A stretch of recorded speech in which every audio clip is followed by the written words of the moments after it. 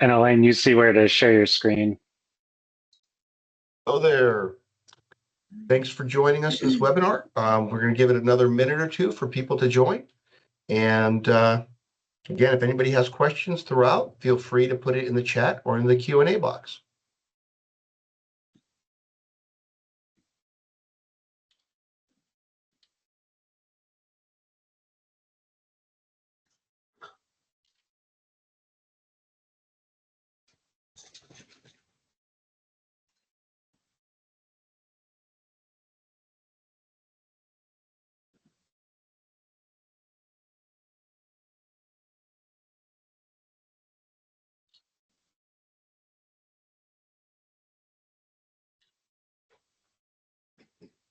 All right, figure let's get started.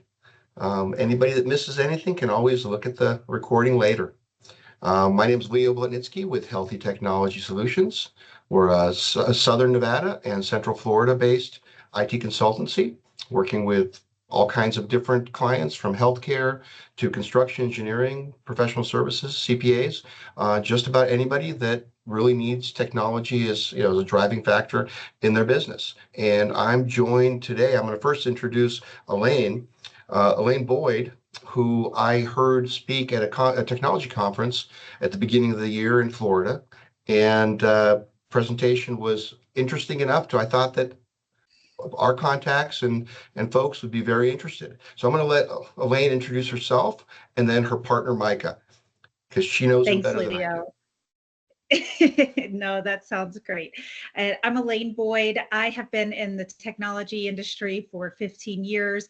I built up a company with Micah Johnson, my co-host here, using automation and sales before AI was even a thing. And so I've been doing this for a long time, and now we help other companies put in automated workflows and use AI. And I've got Micah Johnson here as well. Yep. Hey, everybody. I don't have much to say beyond that because Elaine did an awesome intro for both of us, and we've been, along the same ride together. So I'm really excited to present. Real quick, I don't think anybody can see us. Do we want to go on screen so that people can see us along with the shared screen? Yeah. That is cool. I apologize. I did not realize. I did my hair special today, so I really wanted to make sure that people could see all the hard work I put in. No, it looks fantastic. Thank you, Leo. Thank you. I really appreciate it. All right. So what do you got for us? Tell us about what you've done and what you're, and where, how you can help companies as well as what people can do for themselves. Yeah. So Micah and we've been talking about automation, AI for years now. And what we really started to realize is that at the end of the day, it helps get out of office, right? We have this feeling of the work is done and we can actually leave work. So we've kind of taken that idea and ran with it. So throughout this presentation, we're going to talk about how automation works and some components of AI, because AI has completely transformed how we do work, how fast we can do work. And so we're going to talk about some things like, what can I automate? How do I automate it? And then once these things are in place, one of the questions that don't often get asked early enough, but how often or how do I maintain these systems? Because once they're in place, you've got AI working for you, you've got things so streamlined that it's automated and it's not so manual work heavy, is okay, how do we maintain these systems? And so this is what we work with companies, and it really does really start to make you think about, okay, what are the systems that I've been doing the same way over and over again because that's the way that it's been done, and start thinking of it from a perspective is just because I've been doing it this way, there is a way that I could do it that's 4 times faster now. Absolutely. So Micah and I's story, we did briefly, so we don't need to dwell on this, but we started off a social media agency. We also had 2 software platforms that we built up in our previous business. We sold that company in 2018, and we thought, what did we really enjoy out of it? and what could we help businesses with now? And so we've evolved that offering into really focusing on the automation part. And we always like to say we came to this point in our business when we were automating because of trial and error. It cost us years of figuring this out. We spent a lot of money getting there. And so now, with us having done it with 600 active clients at one time, we were doing about 2,000 social media posts for those clients, plus a bunch of other services with advertising and reputation management. And so what you get to hear now is from all of that learning that now we've become not just experts, but really passionate about helping companies get to this point as well, because it really does help in so many different aspects that we're going to cover, not just getting out of office, but just employee happiness, lifetime value of clients, how much the increased profit and revenue that you have from those clients. So a lot of different ways that it influences your company. Yeah, and this also incorporates the 200 engagements we've done since the exit to incorporate everything from companies all over the world, team sizes of all sizes, industries across the board. So feel free to ask questions as we're going through this, because we would love to make this a dialogue and be able to answer any of those questions. Yeah, that'd be awesome. Perfect. And so we always get to the point, why are we talking about this? And it's obviously a thing that's being talked about a lot. AI in the past 12 months has completely transformed things. And Micah and I have been using AI for almost 3 years now, before it was even making mainstream media, things like that. So it's been fun to see it evolve, but also knowing that it's been able to be utilized for a while now.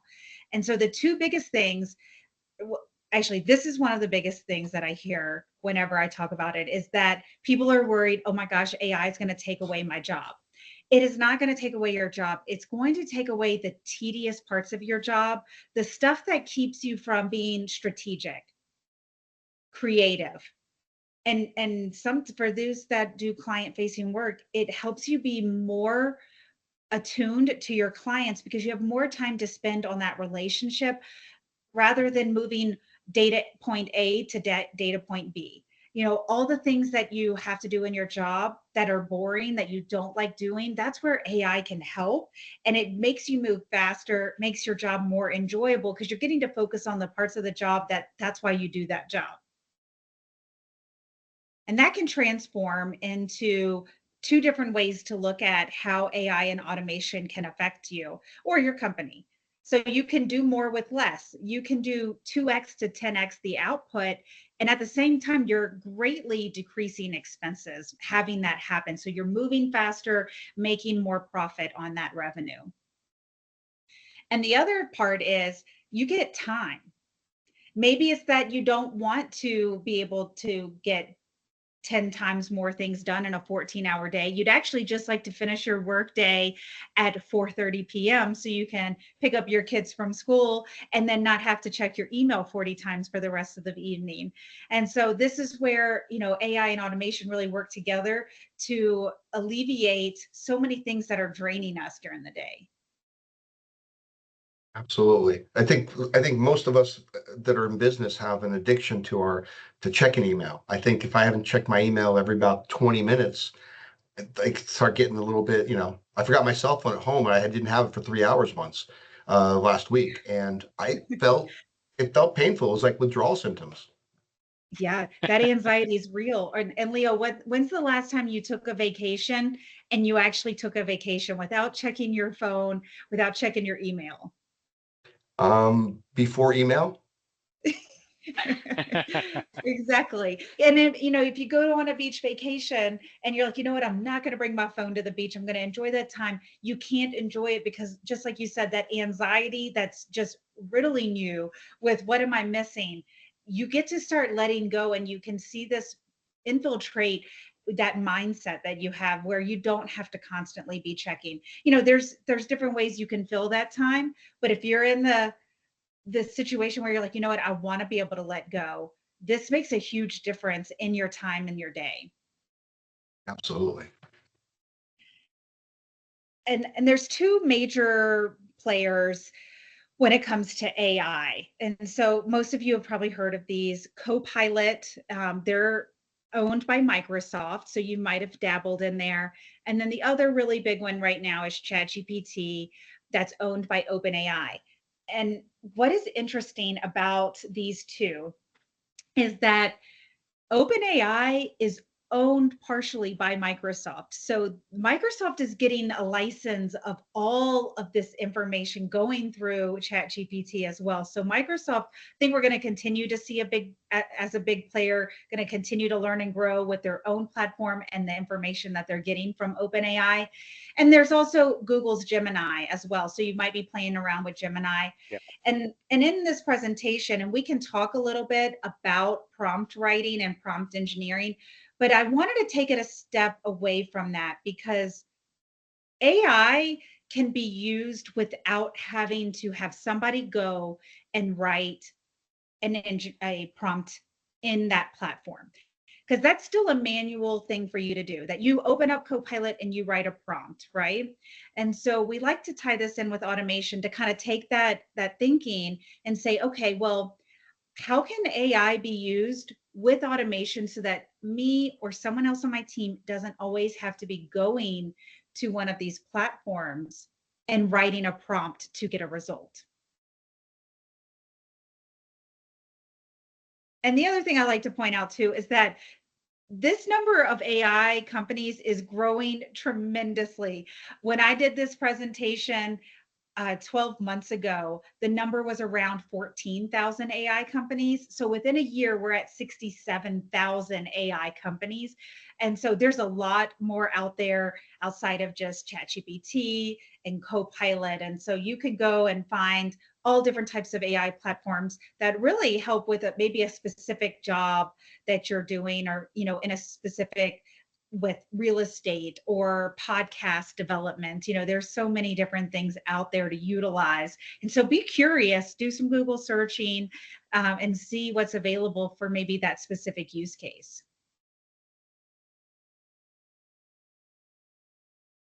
Yeah, and I think on that number too, Elaine, that doesn't mean that there's 67,000 AI technologies out there.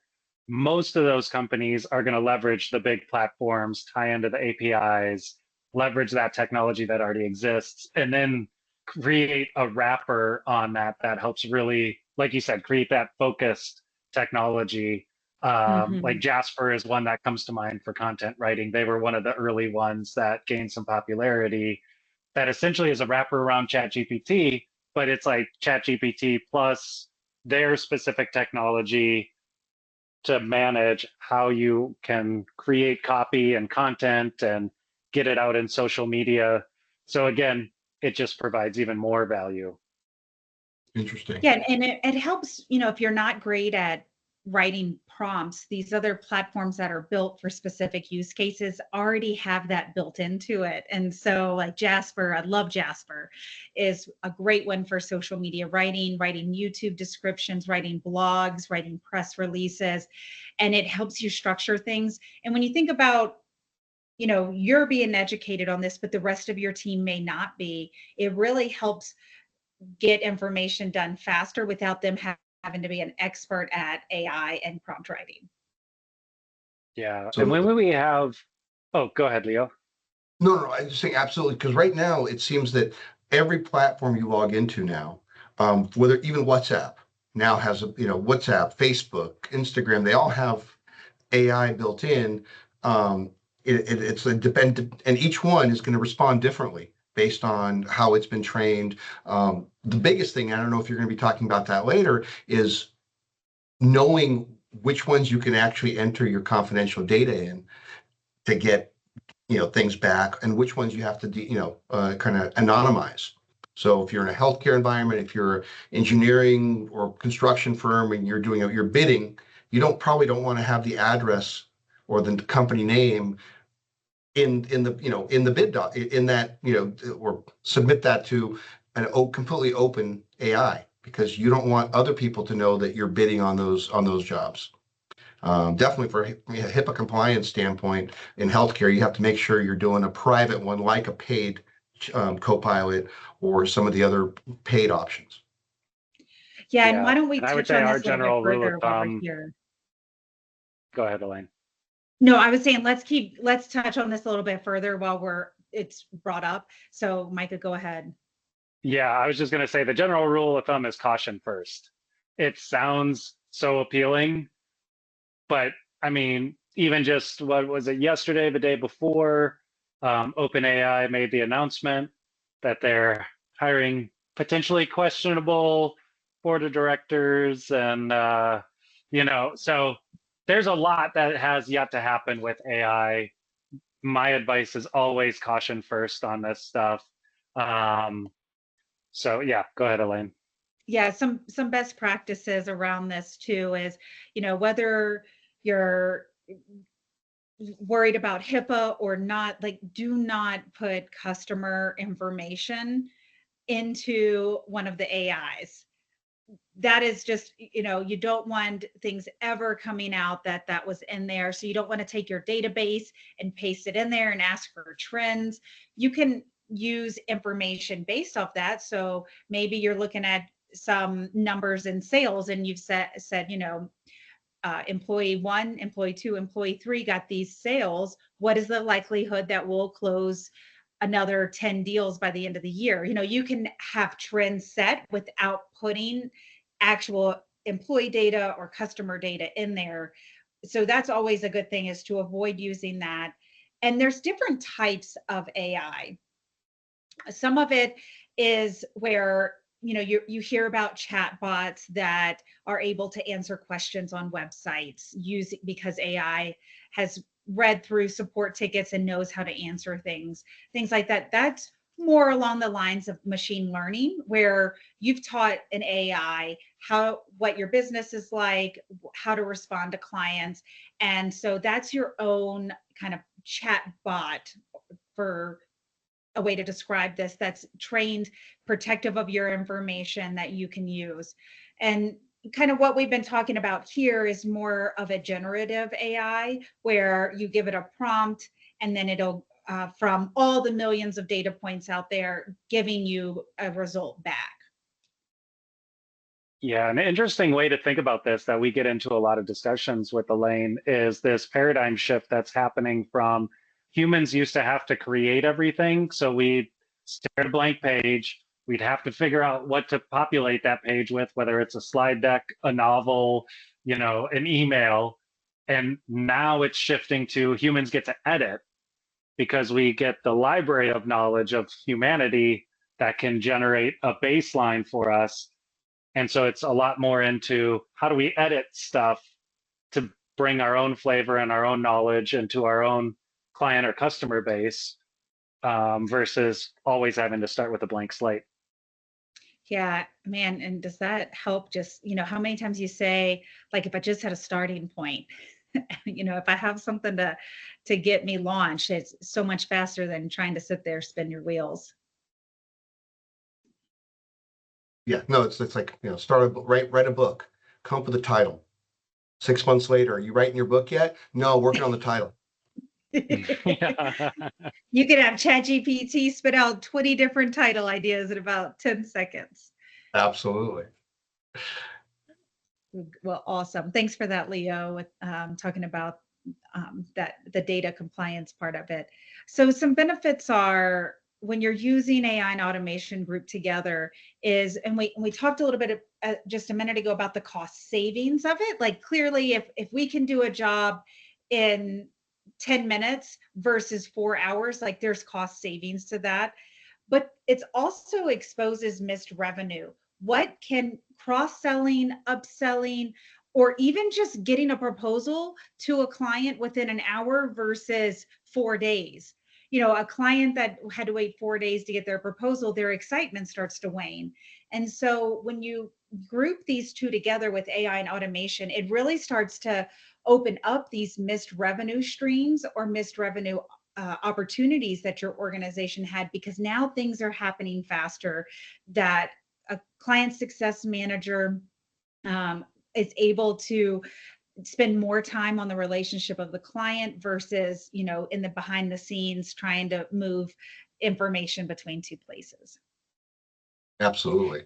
No, that speed of delivery. I know that every time, like if I go to a conference, I ask somebody for information, they get back to me 3 weeks later. Oftentimes I've forgotten who they are, what I asked them for in the first place. Yeah. So that's problematic. Definitely you're losing business. And even if you do continue doing business with them, it may not be to the same level that if you had just gotten back to them immediately. Yeah, like there's so many stats on that, Leo, where it's your first impression. And if you're able to impress them in the first week, first day of work, there's so much more generous with any other fumbles you might have later on, because that first week was just incredible. You knocked it out of the park. And so this right here, it speaks for itself. And then looking at, how many things happen within your department, your organization, how many things go wrong, how many mistakes happen, because we're all human, we all make mistakes. So your accuracy, because it's and this goes along with consistency as well, it's done the same way every single time. And so you're not going to have the mistakes that you would have for manual labor, because it's pulling from the original data source. And we're going to talk through examples too here in just a couple of minutes. So you're going to be able to see what we're talking about with an AI and automation sequence on how the accuracy is improved and how it can consistently be done. Excellent. And this is Micah and I's favorite stat. When you really start to dwindle this down into what kind of time savings it really looks like for a team member, at a minimum, it could save 20 minutes per day per employee. And that doesn't feel like maybe a lot. Like, okay, well, 20 minutes, it's less than an hour. Like, what kind of improvement is that? Well, when you look at that 20 minutes over a year's time, you're talking about a month saved for one employee. If you've got 100-person team, that's years worth of work being done now in that single year because of the time savings of it. But this can get down into 4 hours of save time per employee. If you're looking at a salesperson having to do a handoff between sales to account management, and it takes 2 hours to successfully move that on to the account manager, that could have been handled by automation. That's more than 20 minutes of time saved for those 2 employees. Absolutely. No, and the little, and a lot of people don't think about how important that those little incremental blocks are. Years ago, I remember having a conversation with an employee of one of our clients that was spending a lot of time on social media, and for some reason, they wanted me to talk, even though I'm not an employee or a manager there, they wanted me to talk to them. I said, hey, every time your manager walks by, you're on Facebook or in her case, Adult Friend Finder, which that I won't go there. But and her response to me was, I've never spent more than 2 hours in a day on that. And I said, really? 2 hours, just 2 hours. So I said, so this was like a Wednesday. I said, so Friday, when you're on your way home, before leaving the office, would it be okay for you to grab a computer or a monitor off one of the desks and just take it home? Oh no, that'd be stealing. Okay, but what do you get paid per hour? What's 10 hours of your week cost versus that monitor? That monitor is about half the price. And she was just shocked. She was completely shocked, blown away. And, oh, I'm so sorry. It won't happen again. Okay. But I mean, again, those little increments add up. And even if it's not 2 hours a day, 20 minutes, that's a lot of time. If you can go home 20 minutes early every day, who would say no to that? If you can get 20 minutes worth more of work done, what organization is going to not appreciate that? Mm-hmm. And also sometimes it goes down to, you don't have to ask so many questions.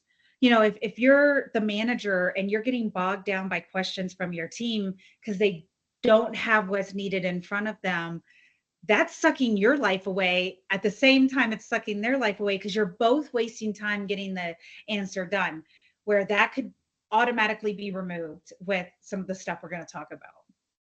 Excellent. I'm excited. So I'll jump Michael, into the 4 pillars here. Yeah, you go Yeah, ahead, Micah. I'm doing too much talking here. yeah. I, I love these. So we took all the engagements, all the work that we've done, the scaling of our prior company over those 12 years, and boiled it down to 4 key elements that will really help solidify the foundation for building automation and leveraging AI.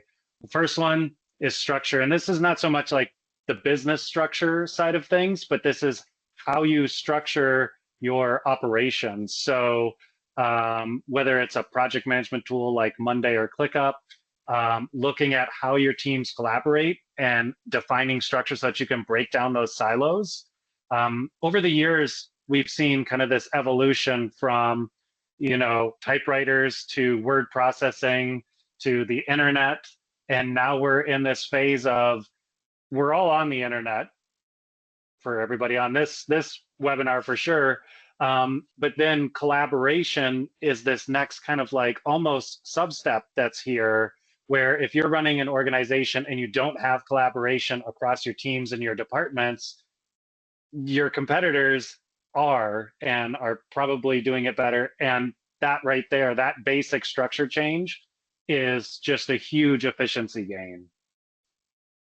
Oh yeah, absolutely. The next pillar that we identified was data, and data in the database format and concept, but also you can think about data as anything within your business, even down to documents. So if you have things like standard operating procedures, but you don't have a source of truth for those, and maybe I'm using the newest version, Leo's using the previous version, Elaine's using a version, the original version that was delivered. Now we're all doing things differently, and it completely defeats the purpose of even having documentation at all. So single source of truth in the data pillar is by far the most important. When you have that, then you can start leveraging things like how do we manage at a higher level with dashboards? How do we accurately track our KPIs? How do we set goals and stick to them? And most importantly, be able to measure them against what we're doing. And this, of course, builds upon the structure. And you don't have to actually raise your hand in here, but mentally raise your hand if you are jumping between a bunch of different spreadsheets to grab the data that you need, or you're signing into 4 different software platforms to get the data that you need. And so, with these pillars that we're talking about, and data being one piece, is you've got a dashboard that pulls things together. So you have one place. You're not pulling up 40 different spreadsheets and digging for the numbers that you need. You've got this all accessible within just 1 or 2 clicks. Absolutely. All right, and then the next pillar is when we think about platforms that you're leveraging, making sure that there's integrations available. So a lot of times we'll work with businesses and we'll find out that they've got platforms and they've got like take a CRM. Well, they've used maybe a brand new CRM and it's supposed to be very specialized, but it doesn't have an API. It doesn't integrate with anything else. It doesn't play nicely. And so that creates another type of silo within the organization. Maybe the project management system is siloed. Maybe the accounting system is siloed. So having the ability to say, all right, let's make the decisions about the right type of software, the right type of platforms, and can it integrate across all of that to help eliminate that busy work, help generate all these benefits that we're talking about. Oh, absolutely. Because even just from a sales standpoint, hey, how are the commissions going? That would be I'm just thinking in my own life, how much easier it would be if I didn't have to manually calculate that, because our system does not, it's like we do IT, but we're not a dashboard company. We're not developers, so we tend to just try to use canned things, and then finding the time to integrate them oftentimes for ourselves. We do it for clients all the time, but I can just think just personally how much time that would save me. Absolutely. Yeah. And then the last one is kind of like it sounds so simple, but it's so rare that we see this executed on, is just the training aspect. And again, this piggybacks everything. When you have the right structure, when you have a single source of truth for data, when you have systems that can be integrated, then creating training, creating employee onboarding, client onboarding, vendor onboarding and offboarding, all of those things can start to be systemized. And then you can document that and throw it all in a knowledge base, and you have the ability to get stuff out of people's heads. So if they quit, if they get sick, if they have a kid, that's not walking out the door with them. It stays with your organization. And this piece fits in so well. And I'm going to give an example for, if you're in an industry with high turnover, your employee onboarding process is going to be extremely important because you've got churn. So every time you've got to onboard a new employee, that's either your time or a manager's time that's taken up getting that person trained and ready. And so when you have the structure and data in place with integrations, and it has the training in there, that employee's first day is completely automated with the training tasks assigned to them, so that they can actually know how to do their job instead of a manager sitting with them teaching them how to do their job and sucking that time away from them. Absolutely. Yeah, when you don't have those in place, this is what it feels like. I love that. I think I might be doing that to my team on a regular basis. We all are at some point, Leo. You're not alone.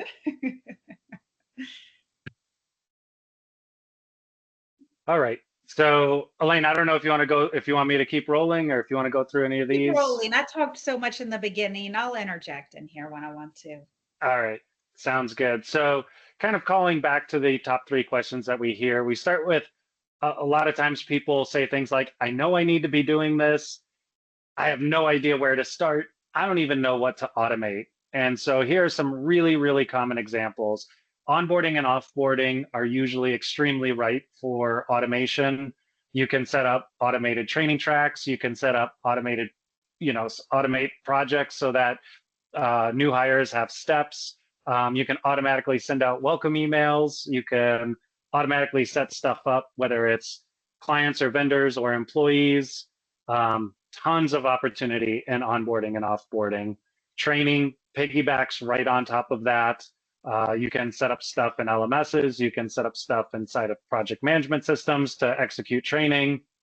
Internal project management, same thing. There's so much opportunity for automation in this, even if it's little things like, well, when we move to a certain status, let's reassign it to somebody else. Or when we start a project, leverage it from a template and auto-generate the timeline. All of that can be huge. It sounds small on its own. And I was in that camp years ago. I would look at tools like Asana and say, well, who cares if it auto-assigns to somebody else? Because that's a 1-second thing. But once you scale, once you have teams, and once you have the human element of people forgetting to do the assignments, then it's not a 1-second thing. Then it's potentially hours because somebody's frustrated because they didn't get assigned it. Now it's past due. Now it's on their plate. And it creates this huge cascade of issues that could have been solved with a 30-second or 1-second automation. Mm-hmm. You know what?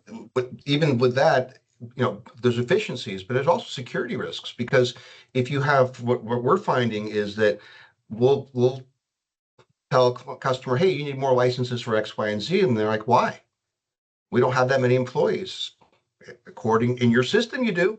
Oh, we forgot to tell you that these 10 people over the last 3 months left or were terminated. That's a huge risk. That means they still had full access potentially to data within those organizations. Excellent oh my gosh, point. Leo, you just Yes. stressed me out. But yes, that is so common. and having that offboarding with the internal project management, that would have been caught the day that employee left. Yeah, we like to know an hour before they leave. That way we schedule it, that they're disabled. We don't have to worry about it, because you never know how someone's going to react to being told that they're on their way out. Yep.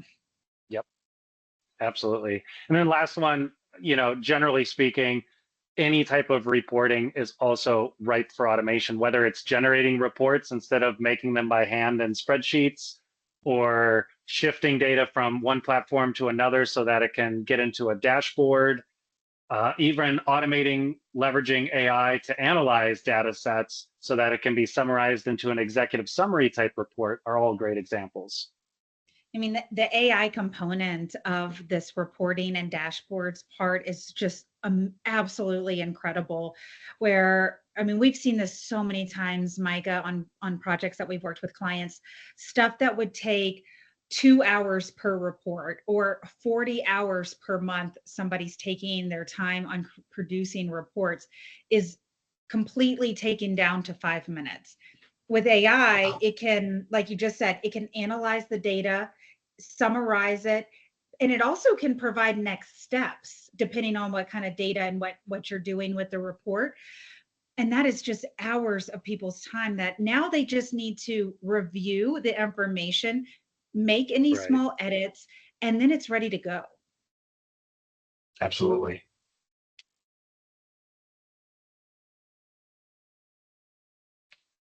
Okay, so this is at a very high level, the how to automate. Obviously, we're not going to get super technical in this webinar, but these are, if you do nothing else, this is what you're looking for.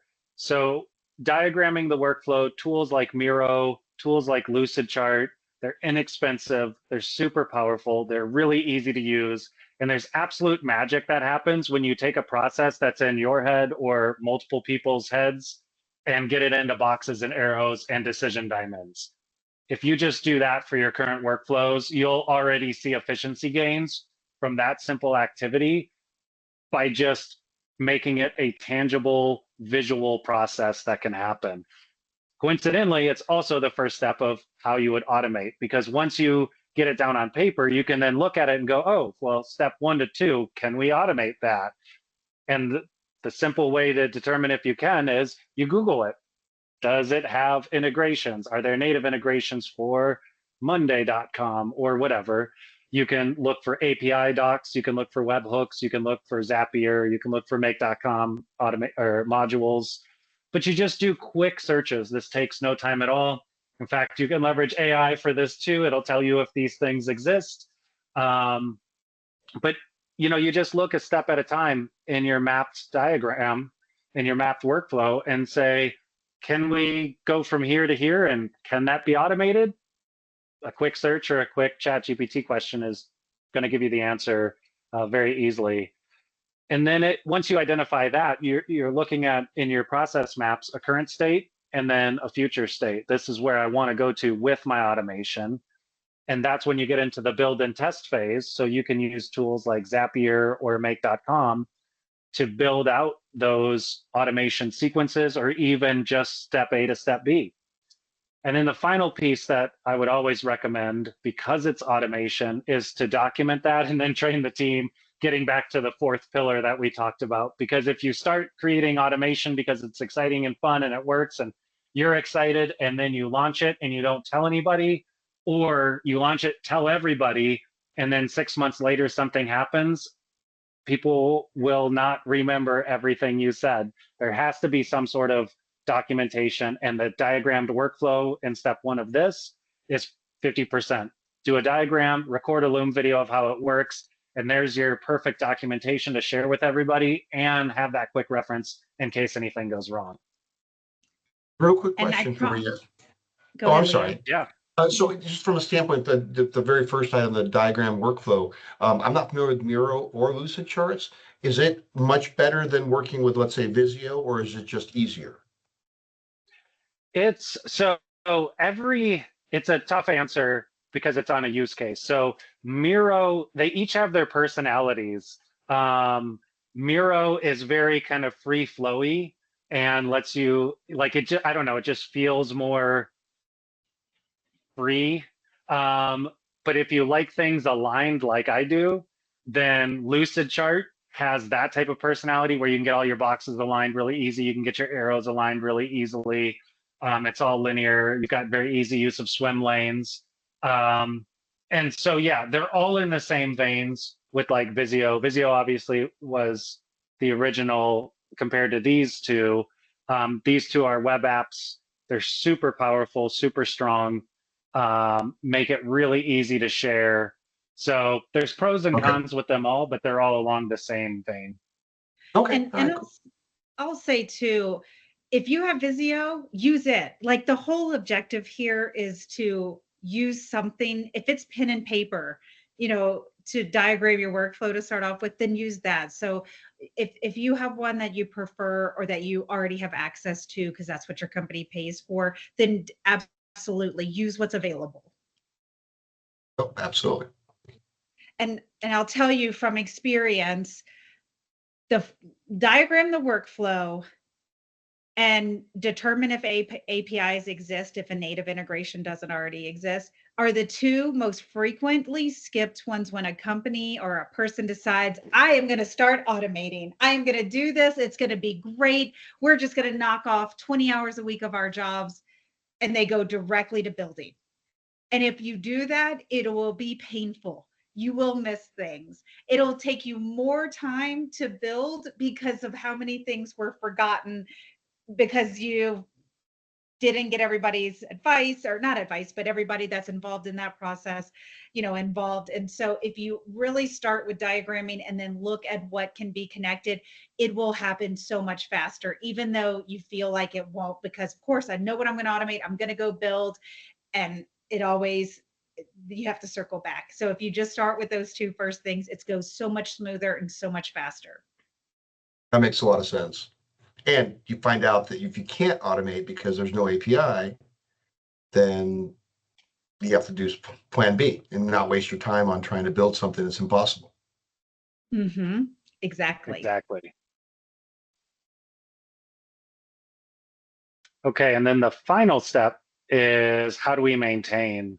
So contrary to maybe Zapier's marketing, it is easy. It can be easy to set up automation, but it's more akin to programming and software development than almost anything else out there. So there is a maintenance component that's oftentimes maybe not the first thought that people have when it comes to automation, because the marketing all says, build it, set it, forget it, you're golden forever. It's never going to break.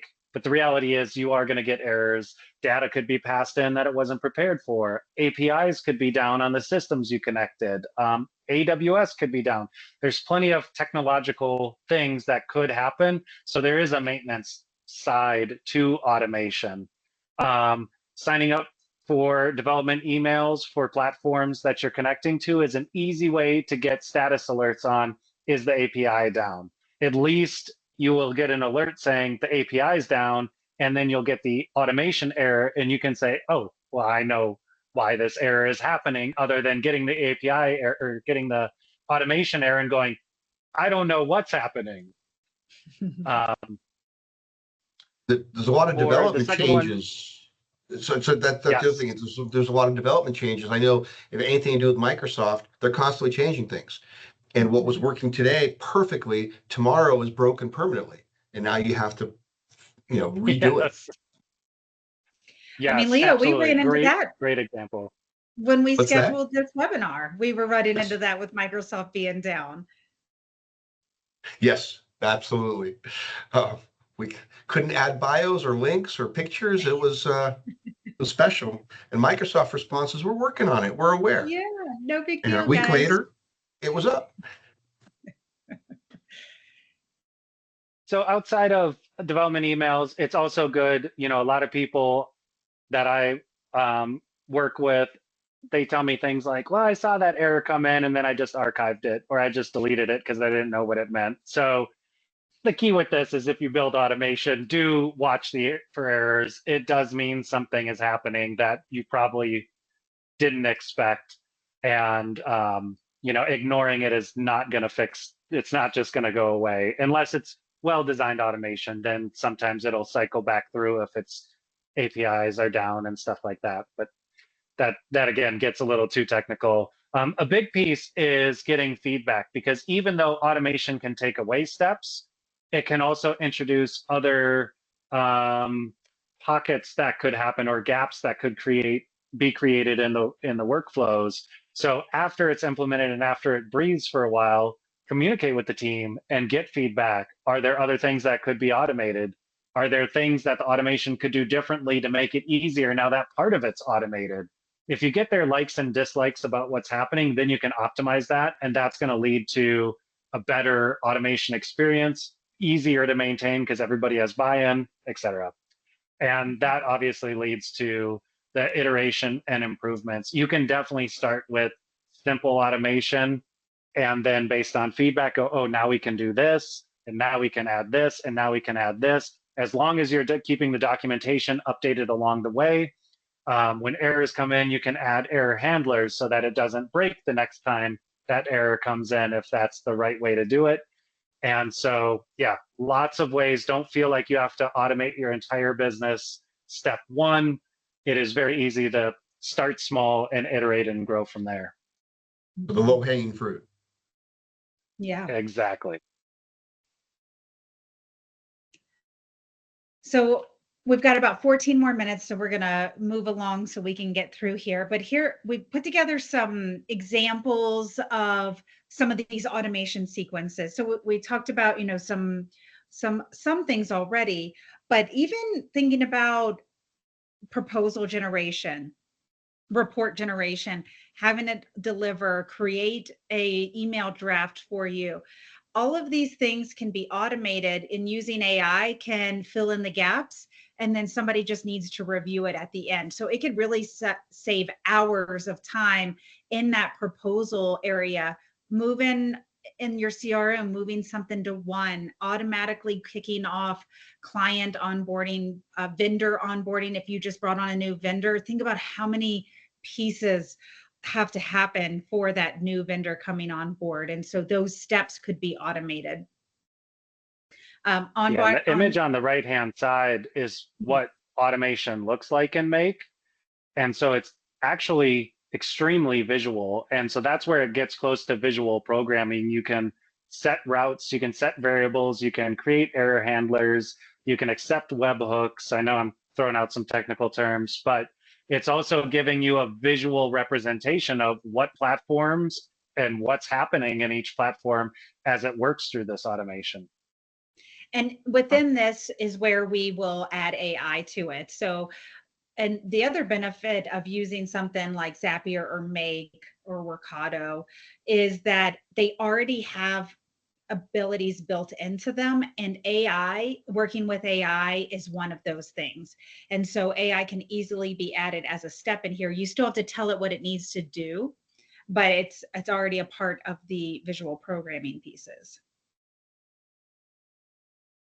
And then automated workflows, thinking about anything where you've got manual steps. You've got to invoice a vendor or a customer or something like that, where that could be automated based on an action. So any of those things, email delivery, notifications for team members, even looping in marketing. How often does marketing go like, well, I didn't even know that happened. Well, this could be automatically bringing in the marketing department when something hits a certain status. All right, so right here, to give you an idea, so we built this. We named him Willie, the workflow wizard, and you can scan this and we'll give you a couple of minutes to fill it out.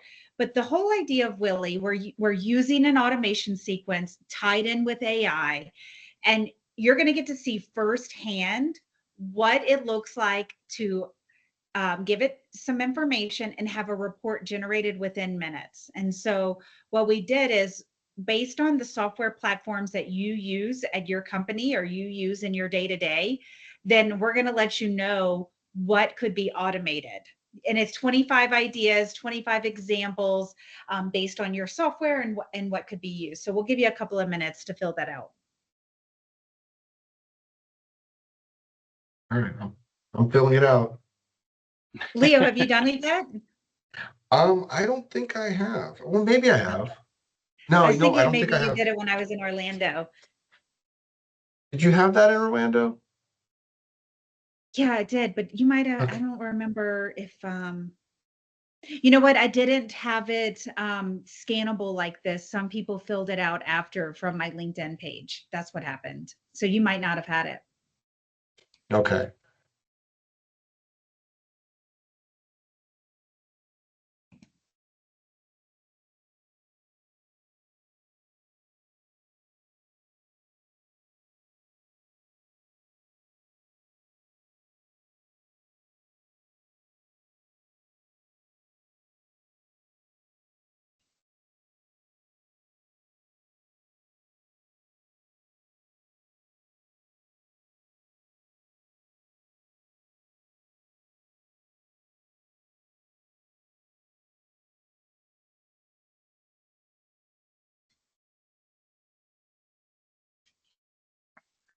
Yeah, and all said and done, and we'll show an example of what the automation looks like. All said and done, it takes about a total of 60 seconds for this automation to run, produce the report, share the report, and it looks like this.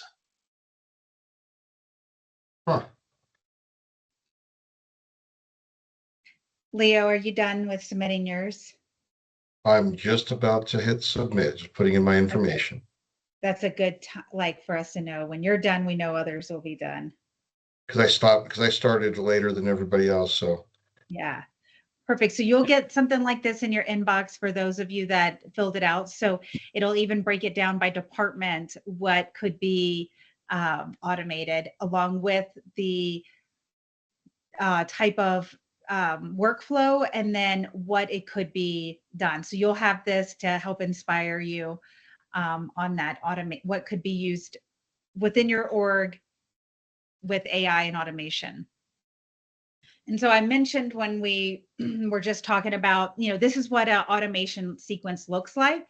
And this one's pretty similar to what we just did with the Willie, the workflow wizard. We gathered some information from a type form. We're using AI to help generate the report, and then it gets emailed to you at the end. And so, there's a lot of nuances within this, but it gives you a really good visual of how the software platforms can work together with AI being a part of it, and can give you an end result within minutes. oh, interesting.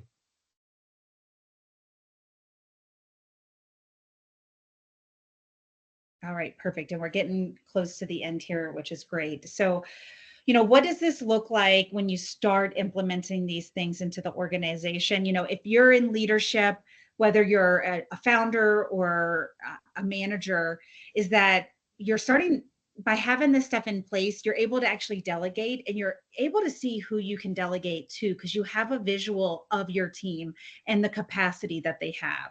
You can eliminate fires. Your day isn't just about putting out fires all day, that you're actually proactive on your day. You can think more strategically.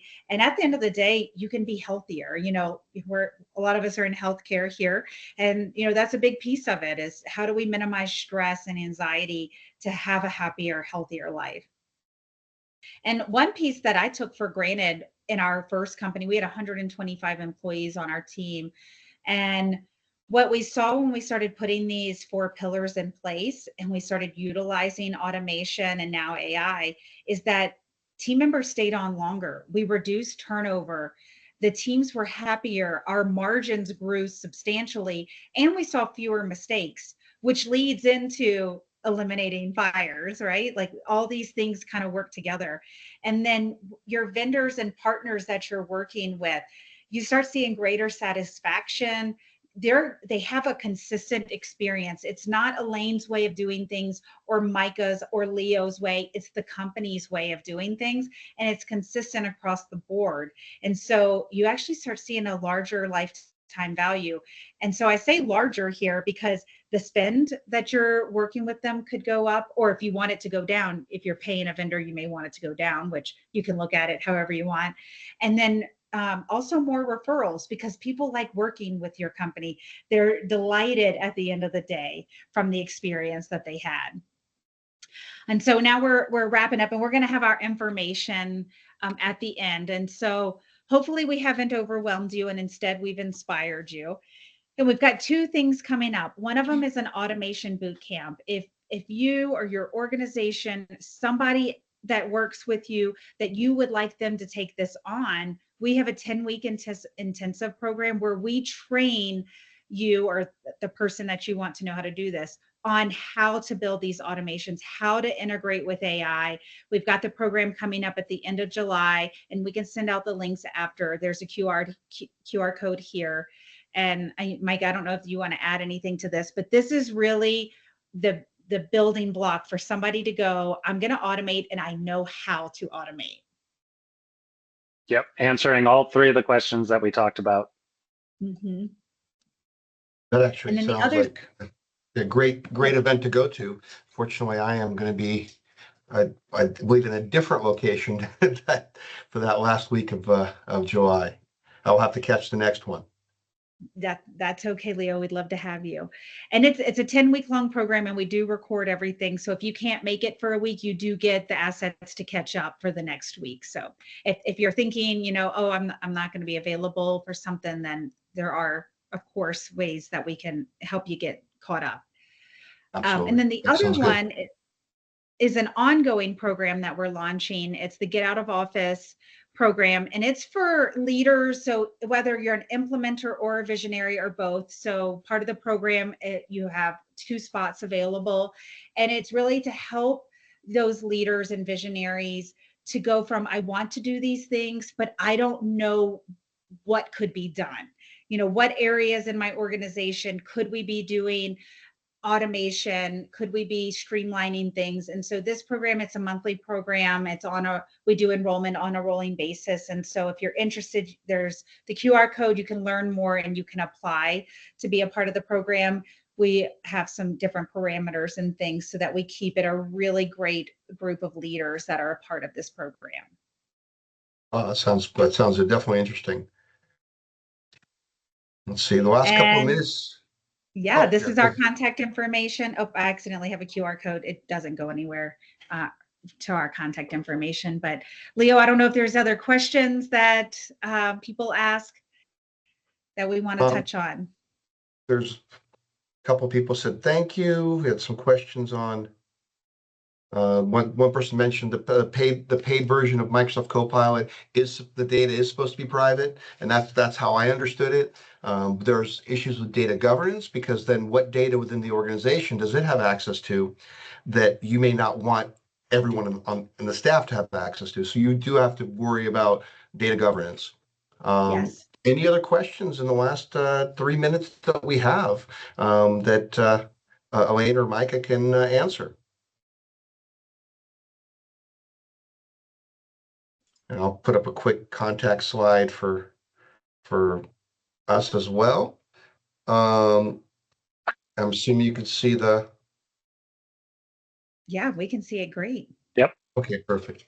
So any other questions that anybody has? So we can, oh, there's a question. Let's see.